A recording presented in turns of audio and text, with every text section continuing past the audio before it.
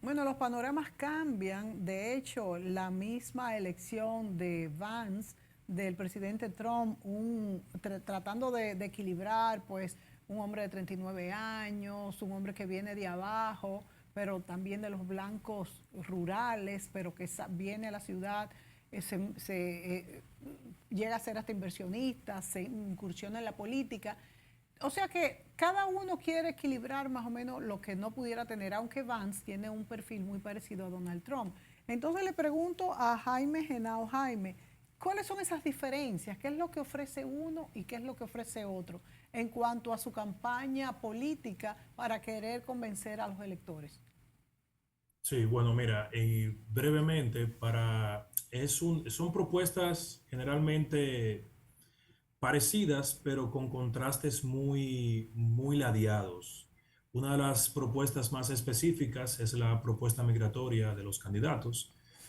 Por un lado, Harris propone una reforma integral, una reforma migratoria integral que salvaguarde derechos y que también esté apegada a la normativa y los mejores intereses de Estados Unidos, proporcionando tanto regulaciones específicas para el asilo político, para los refugiados y también para temas de conflicto de grupos de sujeto de derecho internacional como movimientos de liberación nacional y etcétera. En el caso de Trump, por otro lado, tenemos una forma más, por no decir agresiva, un poco más dura en cuanto a la propuesta migratoria. Bueno, su legendaria propuesta del muro propone también pues reforzarla, hacerla incluso seguirla para tener resultados más óptimos, una fuerte propuesta migratoria para que los inmigrantes ilegales puedan tener en sus datos un desarrollo un poco más constructivo acerca de la política interna de Estados Unidos, fuertes patrullajes alrededor de la frontera y también dentro de los cuerpos policiales en los estados, mecanismos de denuncias hacia los migrantes, porque la forma en cómo los plantea es como que la migración es un apartado de peligro para los países. Una migración no controlada pudiera representar aumento en la delincuencia. De hecho, eh, Jaime y Carmen Beatriz, en Europa el tema migratorio es básico para elegir gobierno. En México, en Estados Unidos, en Europa, en España, en Francia, en Alemania, ha sido un tema medular En Holanda. en Holanda y en República Dominicana. O sea que es un tema medular en todo y lo reflejan, ellos lo abordan, como ha dicho Jaime Genao, desde diferentes puntos de vista, uno con más permisividad y tratando de esa población legalizarla y el otro, que es Trump, mucho más fuerte. Algo que tú no has tocado, Jaime, también es el tema del aborto. Y a mí la verdad es que me llama la atención que el el tema tema de qué, del perdón? aborto, aún Ah, del aborto. del aborto, aún siendo importante, pero como que polariza, como que se le da una importancia más allá de lo que yo creo como que, bueno, es verdad, total, aquí el aborto está prohibido y se hacen abortos en todas partes, o sea que no sé hasta qué punto, claro, eso no es lo ideal, se corre peligro, las clases desposeídas pueden exponerse, pero me llama la atención que sea un tema en primer plano, este tema, que es verdad que es de seguridad pública, pero no sé, Es de integridad demográfica, es sí, que es un tema de alta política, sí, no es de derechos eso es humanos verdad, como se quiere plantear, eso es verdad es un tema también. de integridad demográfica. Fíjate que Trump acaba de proponer una fórmula que su gobierno va a financiar la fertilización in vitro. ¿Por qué?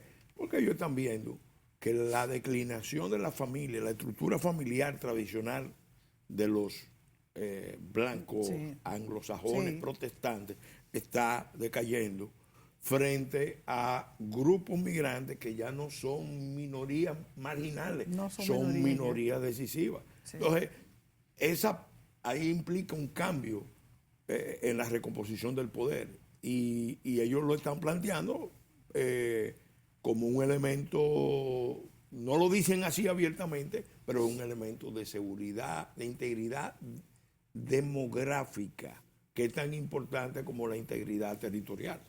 Sí, es verdad. Pelegrín, ¿tú crees que existe una nueva derecha republicana? Mira, lo que se está dando es un fenómeno que empezó con el Tea Party. Es una rebelión en contra del establecimiento. El Partido Republicano hábilmente, en vez de confrontar al Tea Party, que hubiera creado una situación de contar con 3 partidos, decidieron integrarlos y lo integraron. Y ahí integraron muchísimas figuras que ahora son muy relevantes. Pero hay muchos republicanos que son rinos, que en el fondo están coincidiendo perfectamente con la agenda del imperialismo globalista, que es la agenda que ha dominado. ¿Y cuáles son los puntos de esa agenda? No, que Estados Unidos lidera el proceso de una globalización con integración total de las cadenas de suministro y garantiza el orden mundial. Los republicanos y asigna, están con esa agenda. No, esa agenda es bipartidista, abarca a los neocon y abarca a los liberales. Entonces ahí coincide. ¿Ese es el llamado Estado profundo?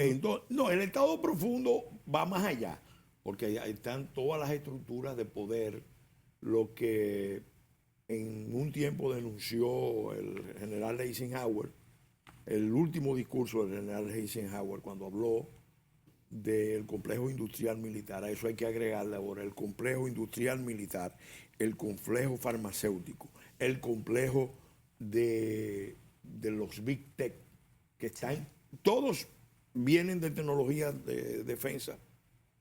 Todos. Lo explica Mariana Mazzucato muy bien cuando habla del Estado emprendedor. Todos los grandes avances en las tecnologías que caracterizan esta etapa vienen de tecnologías de defensa que transfirieron a usos civiles, pero están conectadas con ese Estado profundo que permite un control social, un control poblacional, un control de los relatos, incluso de lo que la gente piensa.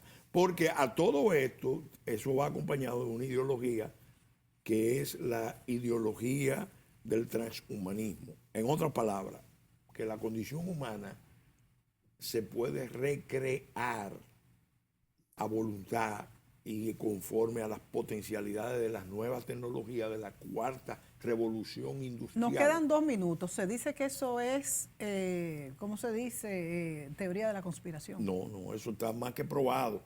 Lo que pasa es que el que estudia, el que se da cuenta de todas estas corrientes y lo estudia y configura muy bien.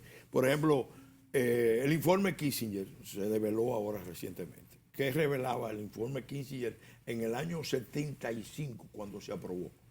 Inspirado en la visión de McNamara, que había que controlar las poblaciones de los países, de ciertos países, porque la experiencia de Estados Unidos demostraba que mientras más población tuviera un país, más propensión iba a tener a un nacionalismo en defensa de sus recursos, y eso iba a limitar la capacidad de Estados Unidos y las potencias aliadas a acceder a esos recursos, y iba a generar escenarios de conflicto. Eso lo vivieron ellos en Euroasia. Entonces, ¿qué recomendaba el informe Kissinger?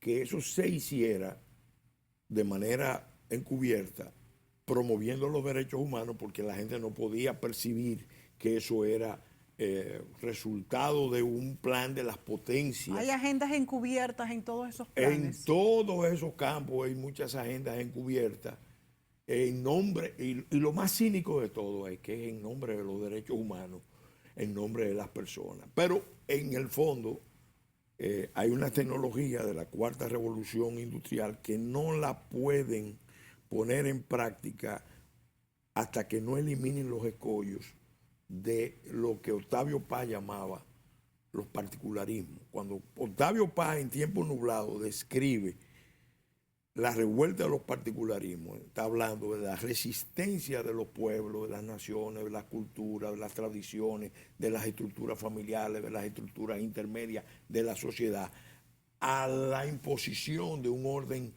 internacional que tiende a la homogeneización. El último que empieza a revisar su posición es Fukuyama, ahora recientemente, que acaba de decir, si vamos a salvar la libertad tenemos que preservar las naciones. Si seguimos atacando las naciones y todos los valores nacionales, incluidos las fronteras, vamos a perder las libertades. Y lo está diciendo por Estados Unidos, porque vio el conflicto en Estados Unidos. Es una publicación, un ensayo que hizo en Foreign Affairs, ahora recientemente. Entonces, hay un movimiento que apunta, ¿no? Porque derecha e izquierda ya no dice nada. Aquí la contradicción dominante es imperialismo globalista, de élites globalistas y nacionalismo de gran potencia y los otros particularismos, como nosotros, por ejemplo, que nos estamos defendiendo frente a una política americana que lo denunció el senador Marco Rubio, quiere descargar sobre República Dominicana 3 millones de haitianos. Eso es un crimen internacional. Un crimen internacional. Pelegrín, se nos acabó el tiempo. Muchísimas gracias por tus análisis. También le damos las gracias a Carmen Beatriz Fernández y también a Jaime por estar aquí con nosotros hoy en este análisis interesantísimo sobre geopolítica y las elecciones próximas de los Estados Unidos. Amigos, gracias por su sintonía y será hasta la próxima.